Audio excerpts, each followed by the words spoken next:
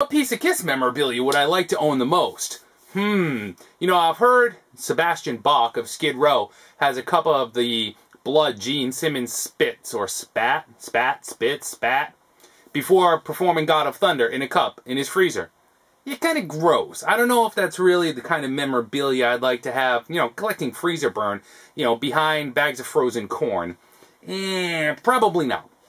Now, on the other hand, let's take a little quick trip back in history. April 16th, 1975, Kiss headlined Detroit's Cobo Hall for the very first time. It's a sellout crowd of over 12,000 as part of the Dress to Kill tour. It was also the first of 5 shows that would be recorded for Kiss's Alive, the album that took and broke the band clear over the top. On hand that night for the show were Kiss fans Bruce Rideau, well, that's how I've always pronounced it, and Lee Neves. And to be honest with you, I forget their names most of the time. You know, they were just any other 15-year-old Kiss fan that came out to see the show that night, without the expectation that the banner they had created at home would be photographed by Finn Costello, who was also on hand, and would become the back cover of one of the hallmark, most important, and influential double live rock and roll albums of all time. That is a piece of rock and roll memorabilia I would like to own. Let's dig into a little bit more of the backstory. You see, for me, in my opinion,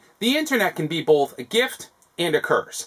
As a teenager in the late 80s, it was albums like this that I would sit and spin and devour the liner notes on, dive into the lyrics, read the back of the album covers. You know, it's kind of sad to think that stuff's really not done today. I just don't know if iTunes sells liner notes. I guess they have some kind of digital booklet, but really, I mean, you know, so as a teenager in this pre-internet age, you would just look at it and you would say, wow, where is it? I wonder, what happened to that thing? You know, you might pick up your latest issue of Circus or Kerrang and maybe there'd be an article on it and it would be on the front cover and you'd read a little bit. Now in this day and age of the internet, it's so easy to dig up information on anything. So there's been a lot written about this in the Kiss books that have come out in the past 10 years, of which I have a handful. On the internet, of course, and also through the kids that had it coming forward. So what happened to them? Well, there's also the alternate back cover shot that was taken that night and briefly considered as the back cover. So where did it come back? On December 8th, 1984, Bruce Kulick became an official member of Kiss. Mark St. John, the guitarist, was dismissed from the band, I believe over health problems if I'm not mistaken. And the ensuing concert or live performance was recorded for MTV broadcast. Now there was a local radio station, WLLZ, that also had arranged to air the performance, and they invited Bruce Rideau and Lee Neves to the performance. And the idea was that they would reunite with Kiss some 10 years later. Gene Simmons and Paul Stanley were open to the idea, and as I've read, they went out, they met in the hotel lounge, they had dinner, they just had an adult discussion at that point.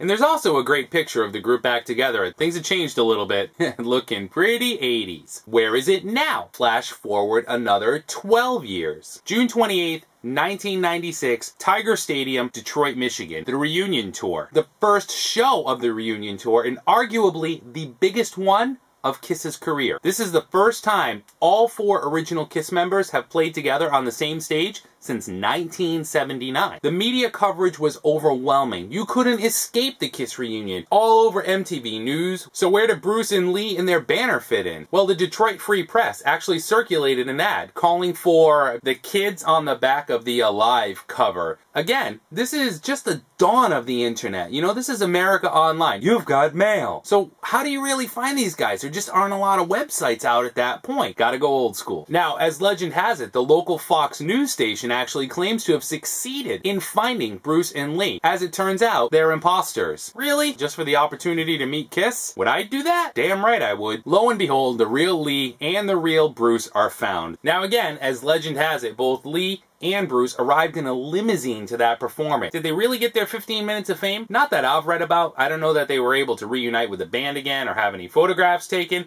But again, it is an important piece of history and of that Alive banner. Now I've got to flash forward yet again to September 25th, 2009. And this is the Alive 35 tour. The very banner on the back cover returns to Cobo Hall, and here's a picture of both Bruce and Lee and Paul Stanley's guitar tech holding up the banner. As I've read, it was at this point, and I don't know if this is true or not, Bruce and Lee approached Tommy Thayer and offered to sell the banner to the band. Tommy Thayer takes the banner back to the band, with the price tag, which I've read was $40,000. The band politely declined. Presumably, Bruce and Lee are still in possession of the original Alive banner. I can't say I'd pay $40,000 for it, but maybe if we all chipped in, we could share it. And that is one piece of rock and roll memorabilia I would love to own. So Garner, very cool idea for a contest. Just keep the great videos coming, and I'm sure the subscribers will continue to find you. Everyone out there in the VC, take care, and feel free to leave a comment below. Take care, everyone. Later.